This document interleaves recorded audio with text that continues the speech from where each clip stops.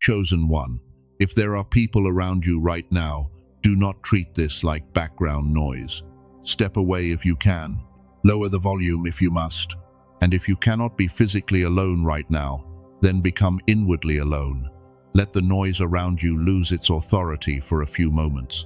Let the opinions, the pressure, the messages, the expectations, and the emotional weight of other people move to the outside of your spirit. Because I believe this word is meant for the private place in you, not the version of you that smiles when you are tired, not the version of you that says, I am fine, because you do not want to explain a pain nobody seems prepared to understand, not the version of you that keeps showing up for everyone else while quietly wondering why your own soul feels so unseen.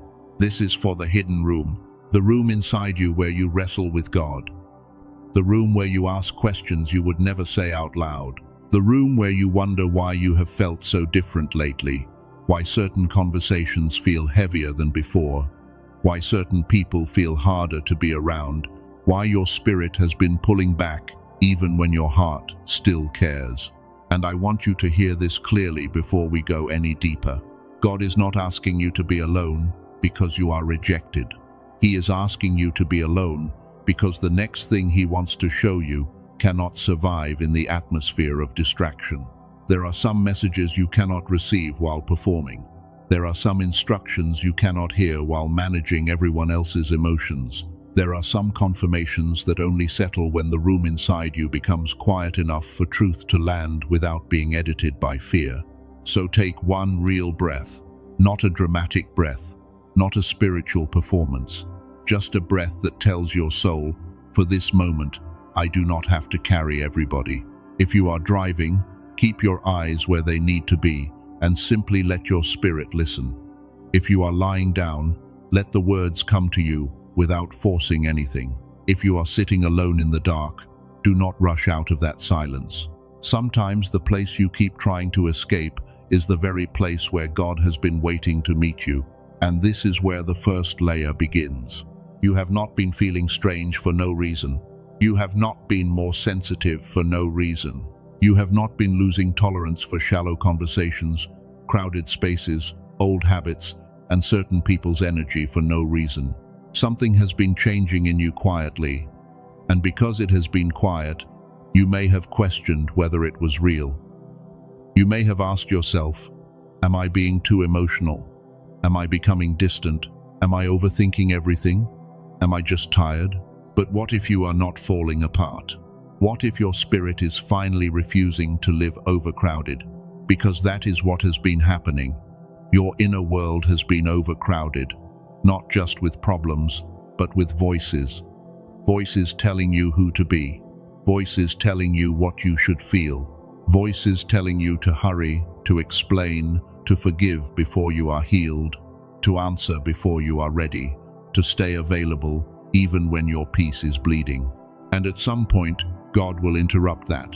He will let the noise become uncomfortable. He will let the old places feel too small. He will let certain conversations drain you faster than they used to. He will let your spirit become sensitive to what your old self used to tolerate. Not to make you bitter, to make you aware. The first sign that God has been pulling you into a private season is that your tolerance has changed. Things you used to laugh off now sit heavy in your chest. Conversations you used to entertain now feel like they are stealing something from you. Environments you used to survive in now feel spiritually loud, even if nothing obvious is happening. You can walk into a room and sense that something in you does not belong there anymore. You can answer a message and feel your energy drop before you even finish reading it. You can be around people you once felt comfortable with and suddenly feel like you are shrinking back into a version of yourself you have outgrown. And because you have a good heart, you may have blamed yourself. You may have thought, maybe I am being difficult. Maybe I am being cold. Maybe I am becoming too sensitive. No, chosen one, you are not becoming cold. You are becoming clear. You are not becoming difficult. You are becoming honest. You are not becoming distant. You are finally noticing what has been pulling you away from yourself. The second sign is a kind of tiredness that sleep does not fully fix. You can rest and still wake up heavy. You can have a quiet day and still feel drained. You can do nothing wrong and still feel as if your soul has been carrying invisible weight. This kind of tiredness does not always come from work. Sometimes it comes from carrying emotional assignments God never gave you. Sometimes it comes from being the place where everyone drops their pain while nobody asks what yours weighs. Sometimes it comes from listening to too many voices and calling it compassion. There is a difference between loving people and letting their confusion live inside your nervous system. There is a difference between being kind and being constantly available.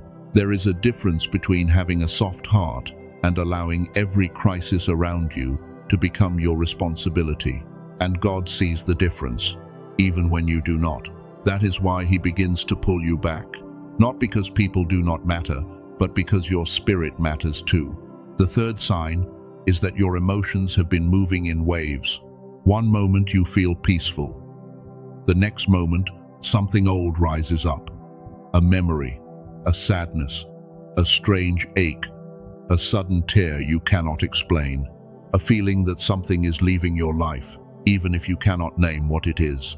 Do not rush to call that weakness. Sometimes when God begins clearing a person, emotions rise because old things are coming to the surface to be released. The sadness is not always a sign that you are going backward. Sometimes it is evidence that what was buried is finally being brought into the light. You are not losing your mind. You are noticing the rooms inside you that have been locked for too long. And this is why the message had to be private. Because there are tears you will not allow yourself to cry when people are watching. There are truths you will not admit when you are trying to stay strong. There are prayers you will not pray honestly when you are still performing the version of yourself that everyone expects. God does not only speak to the polished version of you, He speaks to the tired version, the confused version, the version that still believes but does not know what to do next. Stay with this until the end, because there are a few things you need to receive before you move on from this moment. You are going to understand why God has been pulling you away from certain voices, how to tell the difference between His voice, your fear, and other people's expectations, why your silence has been increasing, and what to do with the private instruction you may already be feeling but have not trusted yet. This will not be about fear. It will be about clarity. And if you have been asking God to show you what is happening inside you, do not leave before the answer becomes plain. The fourth sign is that you have been feeling crowded even when you are alone. This is one of the hardest things to explain to people who have never experienced it. The room can be quiet, but your mind is loud. Nobody may be speaking, but you still hear the echo of everyone's expectations. You remember what they said. You imagine what they would think. You rehearse conversations that have not happened. You defend decisions you have not even made yet. And somewhere in all of that, the voice of God becomes difficult to recognize. Not because God stopped speaking, but because your inner room became full of guests He never invited. Fear walked in and called itself wisdom. Guilt walked in and called itself love. Pressure walked in and called itself responsibility. People-pleasing walked in and called itself peace. And the old version of you kept opening the door because you thought that if you loved people, you had to let their voices live inside you. But chosen one, not every voice deserves residence in your spirit. Some voices can be heard without being obeyed. Some opinions can be respected without being followed. Some emotions can be noticed without becoming your assignment. This is the first reason God said, "Watch this alone." He needed to get you away from borrowed voices. Because borrowed voices have been making divine instruction sound risky. Borrowed voices have been making your peace look selfish. Borrowed voices have been making your next step feel too dangerous, too late, too unrealistic, too lonely, too much. And deep down, you already know there is something God has been asking you to stop carrying. You may not know the full picture yet, but you can feel the weight of what no longer belongs to you. You can feel it when you are about to explain yourself for the 10th time. You can feel it when you say yes, and your spirit quietly says no. You can feel it when someone expects access to you, but everything inside you feels guarded. You can feel it when you keep trying to be who you used to be, but that version no longer fits. This is not rebellion. This is not coldness. This is not pride. This is God teaching you stewardship, because your calling cannot grow in a room where every voice has equal authority. Your peace cannot mature in a life where everyone's emergency becomes your command. Your discernment cannot sharpen while you keep asking people who benefited from your confusion to confirm your clarity. And that sentence may touch something deep in you, because there are people who do not need you to fail, but they do need you to stay familiar. They need you predictable. They need you available. They need you close enough to manage, soft enough to influence, and unsure enough to keep asking for permission. That does not always mean they are evil. Sometimes they are simply not assigned to the version of you God is forming now. This is why separation can feel confusing. Your heart may still love them, but your spirit no longer feels safe being shaped by them. You may still wish them well, but you can no longer let their fear become your compass. You may still care deeply, but you cannot keep shrinking your obedience so they feel comfortable. There is a reason Moses had to leave the noise of Egypt before he could become the man who would return with authority. There is a reason the wilderness comes before certain assignments. There is a reason God often removes a person from the familiar before he reveals what was hidden inside them. The place that feels empty may not be empty at all. It may be the place where your false identity starts falling off. The fixer, the over-explainer, the emotional rescuer, the one who apologizes for needing space, the one who confuses being needed with being loved, the one who keeps the peace by abandoning themselves. God is not trying to destroy your tenderness. He is trying to purify it, because tenderness without boundaries becomes exhaustion. Compassion without discernment becomes captivity. Availability without obedience becomes distraction. And this is where many chosen ones misunderstand the season. You thought God wanted you alone, only so you could rest. And yes, rest is part of it. You thought He wanted you alone so you could heal. And yes, healing is part of it. You thought He wanted you alone so you could stop being drained. And yes, protection is part of it. But that is not the whole truth. God is not only protecting your peace, He is preparing your perception. Because the next season of your life will require you to hear quickly, move quietly, and stop asking unassigned people to confirm what God already placed inside you. This is why the silence has been increasing. This is why the old distractions have been losing their power. This is why certain entertainment feels emptier, certain conversations feel heavier, and certain habits no longer numb you the way they used to. The deeper part of you is waking up, and when the deeper part wakes up, shallow things become uncomfortable. That discomfort is not always a problem. Sometimes it is a signal that your spirit is done living under layers of noise. A signal that God is calling you back to the inner room. A signal that what used to satisfy you was only feeding the part of you that was trying not to feel. And this is where I want to plant something gently, without forcing it. Some of the fog you have been feeling may not only be emotional, it may not only be spiritual. It may also be connected to the way your mind has been trained to stay in survival. When a person lives too long under pressure, distraction, overstimulation, and constant emotional responsibility, clarity starts to feel far away. Prayer can feel foggy. Intuition can feel buried. Even simple decisions can feel heavier than they should. And later, this will matter, because many chosen ones remember a time when they were sharper, more open, more creative, more sensitive to timing, more able to sense what was true before anyone explained it. Then life happened. Noise happened. Pressure happened. Disappointment happened. And slowly, the inner signal became harder to hear. But do not rush ahead yet. Before we talk about clarity, we have to talk about discernment, because silence by itself is not enough. A quiet room can still be full of fear if you have not learned which voice is speaking. And that is where the next part of this message becomes important. God did not only ask you to be alone so you could escape the noise around you. He asked you to be alone so you could finally recognize the voices within you. Because one voice brings peace even when it challenges you. One voice brings panic even when it sounds logical. And one voice keeps asking you to betray your own spirit so other people can remain comfortable. The question is not only, can you hear God?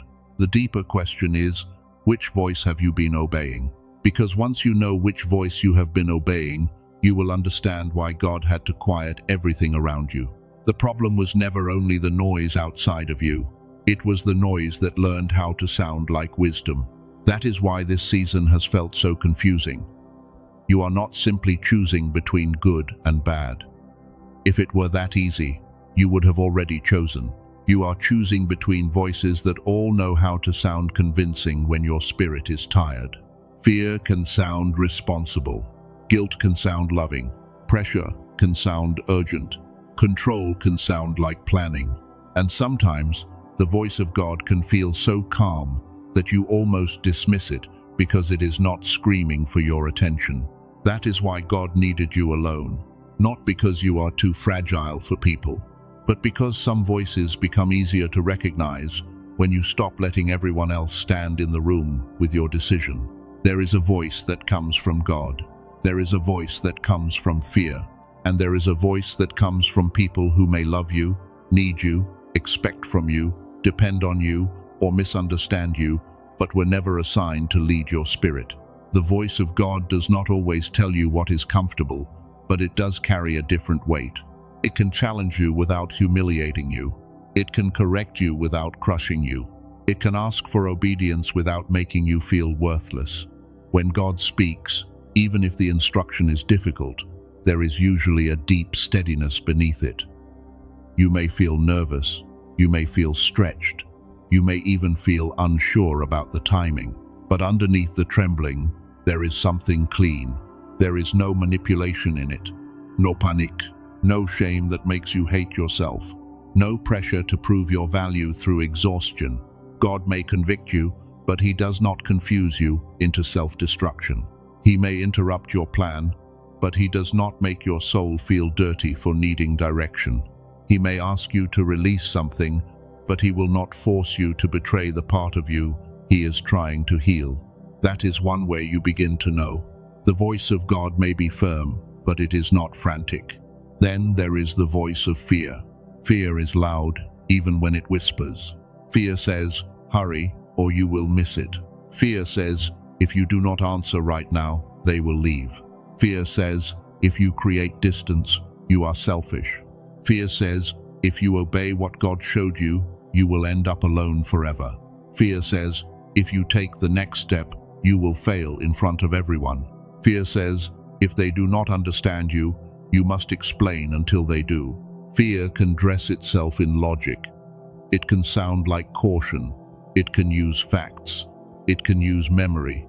It can remind you of every time something went wrong and then call that wisdom. But there is a difference between wisdom and fear wearing a clean shirt. Wisdom protects your future. Fear imprisons it. Wisdom gives you clarity. Fear gives you urgency without peace. Wisdom may slow you down so you can choose well. Fear freezes you until the moment passes and then blames you for not moving. If a voice makes you feel like you must betray your peace immediately or everything will collapse, pause inside. Do not move physically if you are driving, lying down, or resting. Just create a small room in your mind. Place that voice in the center of the room and ask, what fruit do you produce in me? Does this voice produce steadiness? Does it produce clarity? Does it produce humility without shame? Does it produce courage without panic? Or does it produce dread, confusion, self-hatred, urgency, and the feeling that God is standing over you with disappointment instead of calling you forward with love? You do not have to answer out loud. Just notice, because many times the voice you thought was discernment was actually fear trying to keep you attached to the old version of safety. And then there is the voice of people. This one is often the hardest to recognize because it does not always sound negative. Sometimes it sounds like family. Sometimes it sounds like loyalty. Sometimes it sounds like being a good person. Sometimes it sounds like keeping the peace. Sometimes it sounds like, after everything they have done for you, how could you change now? Sometimes it sounds like, do not make them uncomfortable. Sometimes it sounds like, do not become too different. Sometimes it sounds like, stay small enough to be understood. And if you have spent your life being the sensitive one, the helpful one, the responsible one, or the one who feels the room before anyone speaks, then people's expectations can become a voice inside your own head. You may be alone in your room and still hear what they would say. You may be trying to pray and still hear what they would think. You may be trying to make a decision and still feel the weight of someone else's disappointment before you even choose. That is not guidance. That is emotional ownership. And God is breaking that off of you. Not so you become careless. Not so you become harsh. Not so you stop loving people. But so love can return to its rightful place. Love is not the same as obedience to everyone's expectation. Love is not the same as letting people define the limits of your calling. Love is not the same as staying available to people who only know how to value you when you are useful. This is where the message becomes tender, but also very serious. Some people in your life are not evil. They are not trying to destroy you. They are not sitting around planning your downfall. They may even love you in the only way they know how. But that does not mean they are assigned to understand what God is doing in you. Some people can love your heart and still fear your growth. Some people can appreciate your kindness and still resist your boundaries. Some people can enjoy your presence and still become uncomfortable when your obedience no longer serves their access to you. Some people are attached to the version of you that answered quickly, explained endlessly, apologized first, rescued everyone, absorbed tension, and called it peace. So when God begins to form a quieter, clearer, stronger version of you, they may not recognize it as healing. They may call it distance. They may call it pride. They may call it moodiness. They may say you changed, and they may be right. You did change. But not all change is rebellion. Some change is restoration. Some change is God returning you to the person you were before fear trained you to shrink. Some change is your spirit finally refusing to live under names that never came from heaven. This is why private instruction is so important. If David had allowed every voice around him to define him, he would have stayed only a shepherd boy in other people's eyes. Before he was celebrated publicly, he was anointed privately. Before the throne, there was oil in a room where not everyone understood what God was doing. That matters for you, because there are things God places on a person before other people can see evidence. There are callings that arrive before confidence. There are instructions that come before applause. There are seasons where God confirms you inwardly, long before anyone recognizes you outwardly. And if you keep needing everyone to see it before you obey it, you may delay the very thing God is trying to grow in private. This is why He is teaching you to stop handing sacred things to people who only know how to measure what is visible. They may ask, where is the proof? They may ask, who do you think you are? They may ask, why are you acting different? They may ask, why do you need so much space? But sometimes the proof is not ready for public viewing.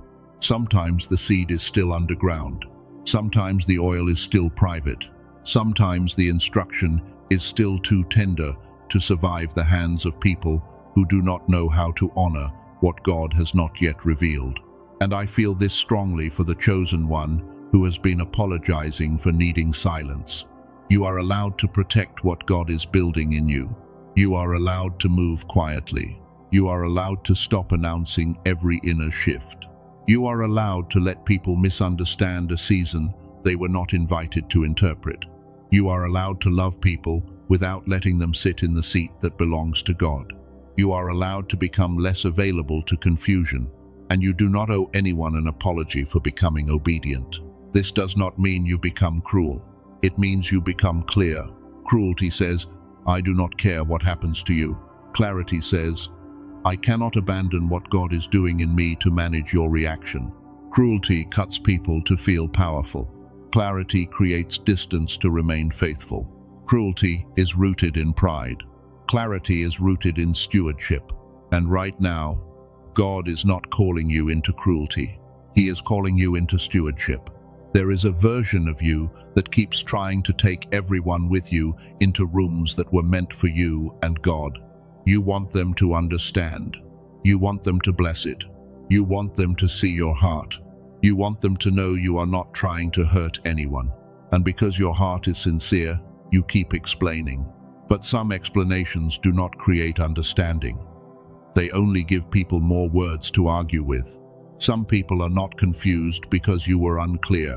They are confused because your obedience interrupts the role they expected you to keep playing. That is why God is teaching you the silence test. Before you answer, test the silence. Before you explain, test the silence. Before you run back, test the silence. Before you apologize for a boundary that brought you peace, test the silence. The silence test is not about ignoring people. It is about letting your spirit return to truth before your emotions rush to perform. Here is how to do it inwardly. When a message, request, memory, or pressure rises inside you, imagine it standing outside a closed door. Do not open the door immediately. Do not fight it. Do not run from it. Just let it stand there for a moment while your spirit asks one question. Is this asking for love, or is this demanding access? That question will reveal more than you expect. Some things need love. Some things need prayer. Some things need patience. Some things need a gentle response. But some things are not asking for love. They are demanding access to a version of you God is trying to retire. And when you can tell the difference, you stop confusing boundaries with betrayal. You stop confusing silence with hatred. You stop confusing someone's disappointment with God's disapproval. You stop confusing guilt with conviction. That last one is important. Guilt and conviction are not the same thing. Guilt tries to bury you under who you were. Conviction calls you into who you are becoming. Guilt says, you are terrible. Conviction says, come higher. Guilt makes you hide from God. Conviction makes you return to Him. Guilt keeps repeating the wound. Conviction opens the door to healing. So when you feel something heavy in your spirit, do not immediately assume it is God correcting you. Ask what it is producing. If it is pushing you toward truth with humility, it may be conviction. If it is pushing you toward self-hatred, panic, and endless performance, it is not the voice you need to obey. God does not need shame to guide His children. He does not need panic to get your attention. He does not need confusion to prove His power. He knows how to speak in a way that reaches deeper than fear. This is why your private season matters. In public, you may perform peace. In private, you can receive it. In public, you may say the right words. In private, you can finally tell the truth. In public, you may keep your image together. In private, God can touch the place beneath the image. And that is where real transformation begins. Not where people clap, not where people understand, not where people approve, but where you stop negotiating with the voices that have kept you smaller than your assignment. The old you needed constant confirmation. The becoming you needs alignment. The old you explained every move. The becoming you obeys with quiet strength. The old you thought being misunderstood meant you had failed. The becoming you understands that some misunderstanding is the cost of spiritual maturity. The old you confused access with love. The becoming you knows that love without order becomes exhaustion. And this is why the stripping has felt so strange. God has not only been removing distractions around you, He has been removing false identities inside you. The fixer, the one who believes every broken person is your responsibility. The one who cannot rest until everyone is okay. The one who says yes with their mouth while their spirit is begging for space. The one who replays conversations, searching for the exact sentence that will finally make someone understand. The one who thinks peace means nobody is upset. The one who thinks love means never disappointing anyone. That version of you was not evil. That version of you helped you survive. That version of you learned how to stay safe by being useful, agreeable, available, and easy to reach. But survival patterns cannot lead you into promised places. They can get you through storms, but they cannot govern your future. They can protect you in childhood, in pain, in rejection, in unstable relationships, in seasons where you had to read the room to survive. But when God begins calling you into maturity, He will start asking you to release what once protected you, but now restricts you. That release can feel like grief, because you are not only letting go of habits, you are letting go of an identity that once made you feel needed. And for a chosen one, being needed can become addictive because it feels close to being loved. But there is a difference. Being needed means someone depends on what you provide. Being loved means someone honors who you are, even when you are not performing. Being needed can drain you. Being loved can restore you. Being needed can keep you trapped in a role. Being loved can give you room to become. And God is teaching you the difference now. This is why some relationships feel different. This is why you cannot keep pretending certain dynamics are healthy. This is why the same jokes do not feel funny anymore. This is why the same drama feels heavier. This is why your spirit tightens around conversations that used to feel normal. You are not better than anyone. You are just becoming more responsible with your inner world. And responsibility changes what you can entertain. A person with a calling cannot feed on constant chaos and still hear clearly. A person being prepared cannot keep letting every opinion shape their direction. A person who is carrying something sacred cannot live with their inner doors unlocked. This is not about becoming untouchable. It is about becoming entrusted. There is a difference. Untouchable is pride. Entrusted is stewardship. Untouchable says, nobody can speak to me. Entrusted says, not every voice has authority over me. Intouchable refuse correction. Entrusted tests the spirit behind the correction.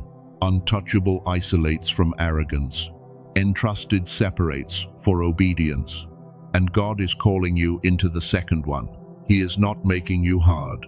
He is making you holy in the way you handle access. He is not making you suspicious of everyone. He is making you discerning with what shapes you. He is not making you lonely. He is teaching you how to be alone without abandoning yourself.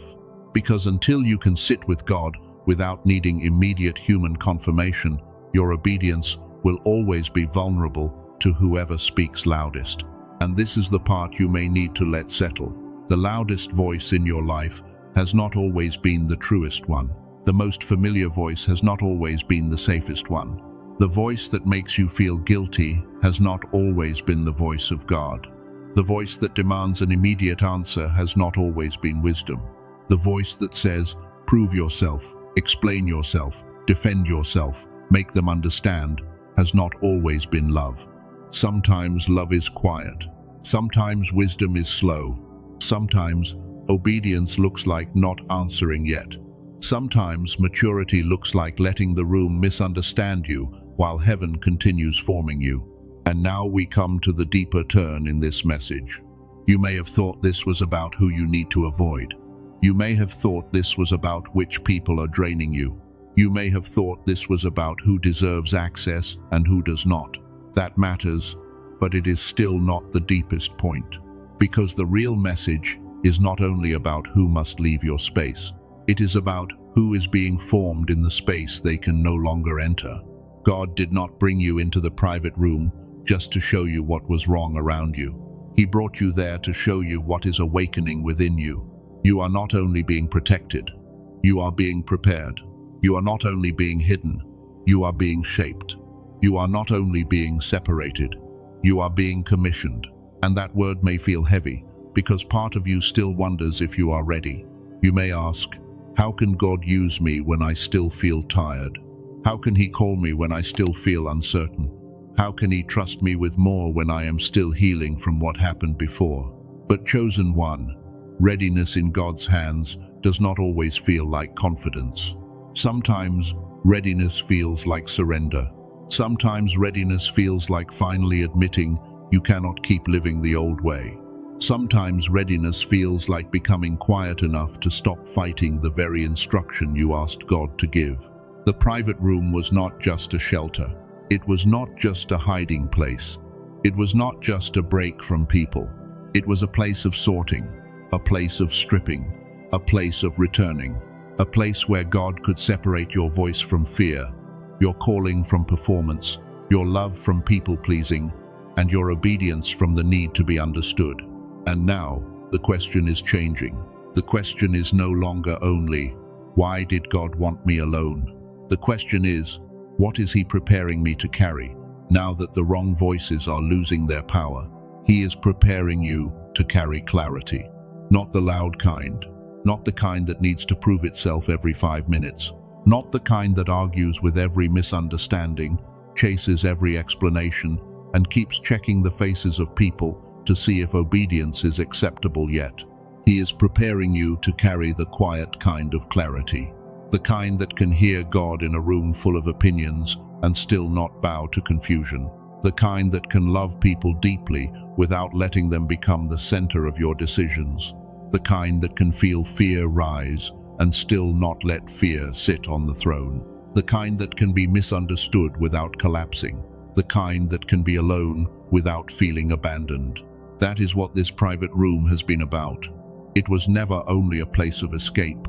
It was a place of commissioning. And I know that word may feel too big for where you are right now. You may hear the word commissioning and think, I am not ready. I still feel tired. I still feel uncertain. I still have questions. I still have wounds that are not fully healed. I still have days when my faith feels strong in the morning and fragile by night. But chosen one, readiness in God's hands does not always feel like confidence. Sometimes readiness feels like surrender. Sometimes readiness feels like honesty. Sometimes readiness feels like finally admitting, I cannot keep living the old way. Sometimes readiness feels like becoming quiet enough to stop fighting the very instruction you asked God to give. God does not always commission the person who feels the strongest. Sometimes He commissions the one who has finally stopped pretending. Sometimes He uses the one who knows what weakness feels like, because that person will not confuse the gift with their ego. Sometimes He calls the one who has been hidden so long that they no longer need the spotlight to know they are seen. You thought the silence meant nothing was happening, but the silence was working. It was sorting you. It was separating your calling from your performance. It was separating your love from your people-pleasing. It was separating your discernment from your anxiety. It was separating the voice of God from the voices that only sounded powerful because you were tired. And now you are beginning to understand why this message had to be heard alone. Because this was not information for your public self. This was instruction for your hidden self. The self beneath the image. The self beneath the strength. The self beneath the helper, the fixer, the overthinker, the one who always tries to make everything okay. God wanted to speak to the part of you that has been whispering, I cannot keep doing this the same way. And I believe the answer from heaven is gentle but firm. You do not have to. You do not have to keep carrying what He did not assign. You do not have to keep explaining what He already confirmed. You do not have to keep shrinking your obedience so other people can remain comfortable. You do not have to keep asking for permission to become who God has been forming in private. This is the private commissioning, not a dramatic moment where everything outside changes at once. A sacred moment where something inside you changes position.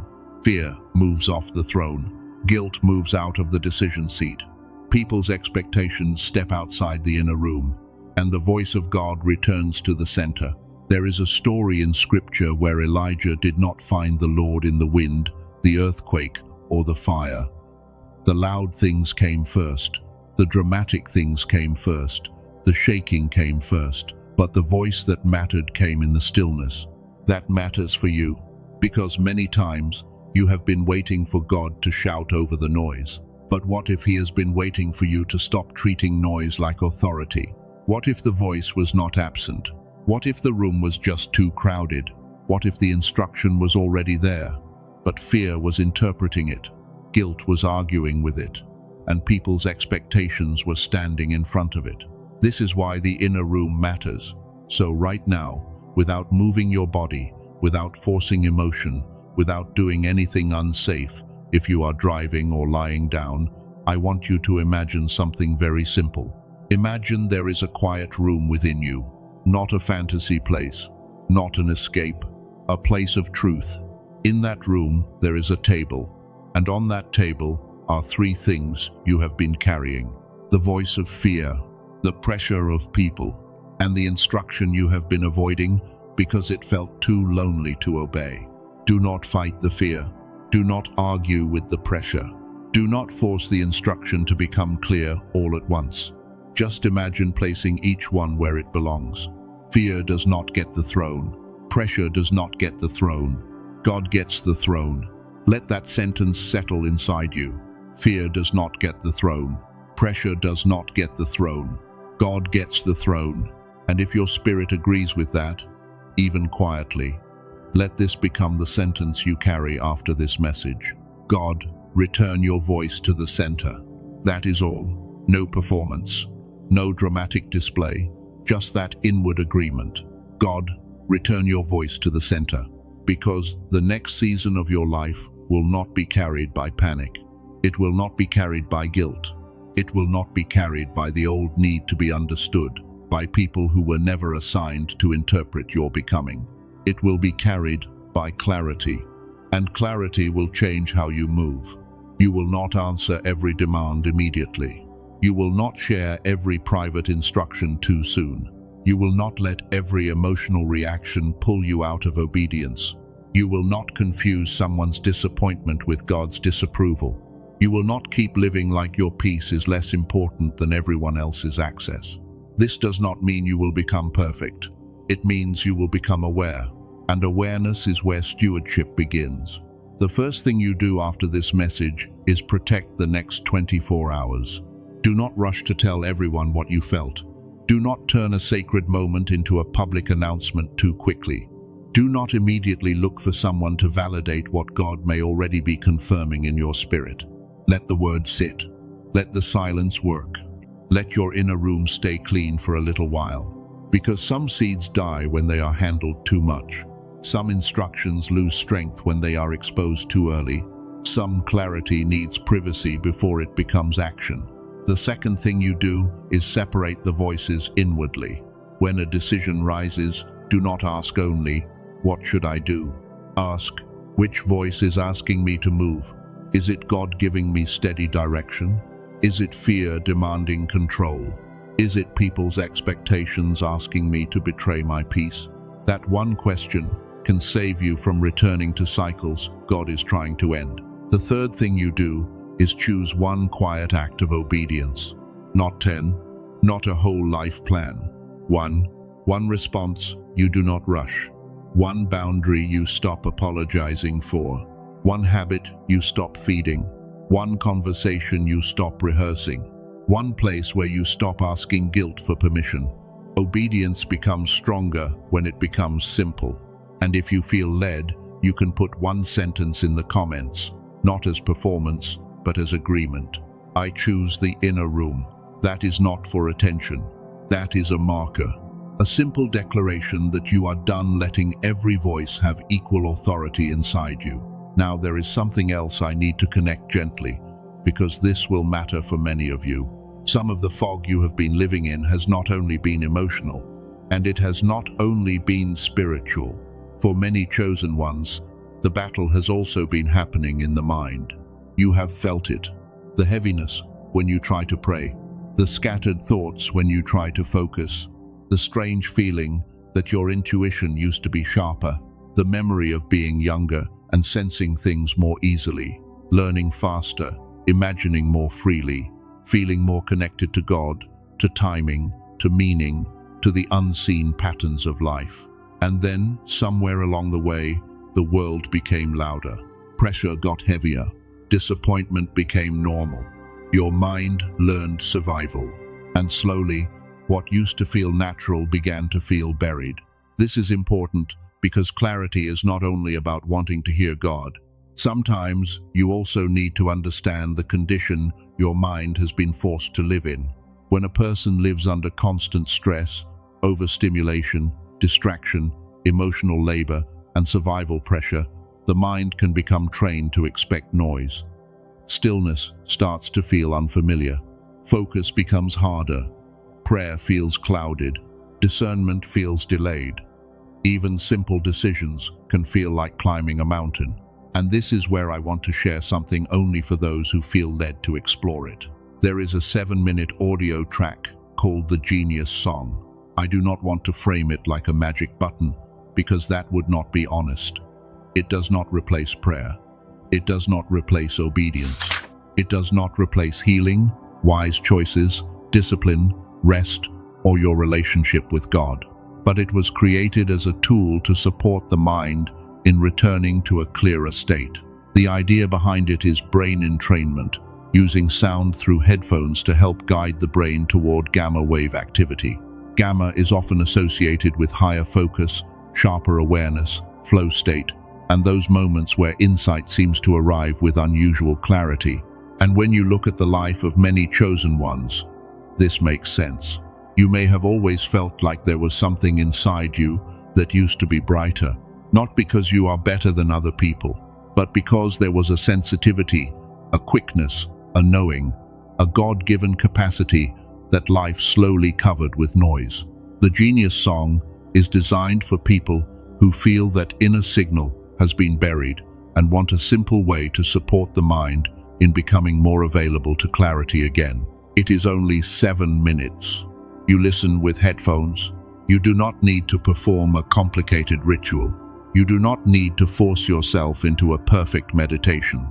You simply let the audio do what it was designed to do, while you remain open, calm, and honest before God. Again, this is not something I am telling every person they must use, but if this message has been speaking directly to your season, and if you feel like your mind has been living in fog while your spirit keeps reaching for clarity, this may be worth investigating. The creator behind it, Dr. Robert Lake, has framed this as a way to help reactivate the kind of gamma state many people lose as they grow older and become buried under stress, conditioning, and modern noise. Traditionally, people have spent hundreds of dollars per session on advanced brain training or thousands of dollars on equipment trying to access similar states of focus and brainwave support. The Genius Song was made as a simple digital audio track you can use at home. The original price is $49, but for viewers of this message, it is currently reduced to $39. And because it is digital, there is no shipping, no waiting, and no physical product that has to arrive at your door. You also receive the 4 bonuses that come with it. One is Genius Child, an audio track created to support focus and confidence in children. One is a classic book connected to the deeper principles of prosperity and inner transformation. One is a guided visualization for imagining a better life in money, love, health, and happiness. And one is an infographic with 5 important habits to help you shape your future more intentionally. There is also a 100% money-back guarantee, which matters because you should not feel trapped into anything. If you explore it and it does not feel right for you, the guarantee is there. And I need to say this clearly because it is important. There are fake versions and copied products using similar names. Some of them are just ordinary sounds without the brain entrainment technology built into the original audio. So if you feel led to explore the Genius Song, do not search randomly on Amazon, YouTube, Spotify, or unknown websites and assume you found the real thing. The safest way is through the link placed in the description and the pinned comment of this video. Only investigate it if your spirit feels drawn to it. Do not move from pressure. Do not move from fear. Move from resonance. Because the deeper point is not the tool itself. The deeper point is this: God is bringing you back to clarity, spiritually, emotionally, mentally. He is calling you out of fog, out of borrowed voices, out of constant survival, out of the noise that made you forget how deeply you can hear when your inner room is clean. And whether you use that tool or not, the instruction remains the same. Return to the center. Return to the quiet place. Return to the part of you that still knows God is not finished with you. This message was never about making you afraid of people. It was about helping you stop abandoning yourself in their presence. It was never about making you suspicious of every voice. It was about teaching you that not every voice has authority. It was never about making you isolated. It was about showing you the difference between loneliness and sacred separation. Loneliness says, "Nobody sees me." Sacred separation says, "God sees what others cannot hold yet." Loneliness says, "I have been forgotten." Sacred separation says, "I have been set apart for formation." Loneliness says, "Something is wrong with me." Sacred separation says, "Something is being refined in me." And now you can understand why God said to watch this alone. Because the message was not meant to pass through the filter of other people's reactions.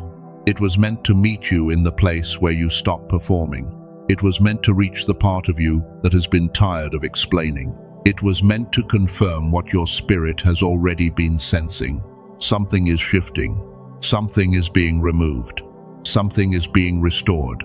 Something is being prepared. And the next version of you cannot be built in the same noise that exhausted the old one. So from this moment, protect the inner room.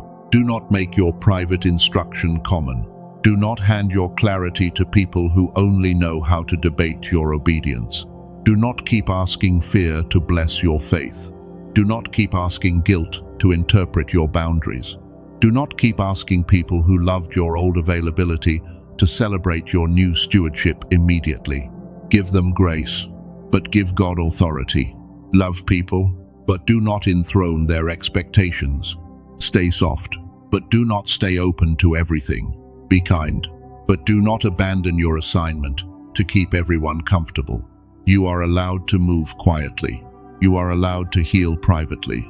You are allowed to become without explaining every stage of the process.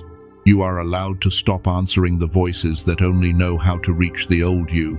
You are allowed to be misunderstood while God is making you whole.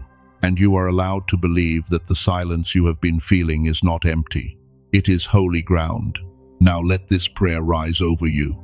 Father, meet this chosen one in the hidden room. Quiet every voice that has been louder than yours. Separate fear from wisdom. Separate guilt from conviction. Separate pressure from purpose. Separate people-pleasing from love. Where they have been exhausted, restore them. Where they have been confused, steady them. Where they have been carrying what you never assigned, release them. Where they have been afraid to obey because others may not understand, strengthen them. Teach them the sound of your peace. Teach them the weight of your instruction. Teach them how to be alone without feeling abandoned. Teach them how to love without losing themselves. And teach them how to walk into the next season with a clean inner room. Let no borrowed voice sit on the throne. Let no old fear govern the future. Let no false identity rise again and call itself love. Let clarity return. Let courage return. Let holy focus return. Let the hidden place become a place of strength. And let this chosen one know, deep in their spirit, that they were not pulled away to be punished. They were pulled away to be prepared. They were not made quiet because their voice does not matter. They were made quiet so they could hear the voice that matters most. They were not isolated because they are unloved. They were separated because something sacred is being formed. And what God forms in private, no confusion can destroy when it is time to be revealed. If this message confirmed something in you, write this sentence in the comments. I choose the inner room, not for attention, not for performance, but as an agreement with the part of you that is done, letting every voice have equal authority. And if you feel led to explore the 7-minute audio I mentioned, you will find the link in the description and the pinned comment. Move only if it resonates. Let peace lead you, not pressure. Chosen one, do not rush out of this moment. Carry it quietly. Let the room stay clean.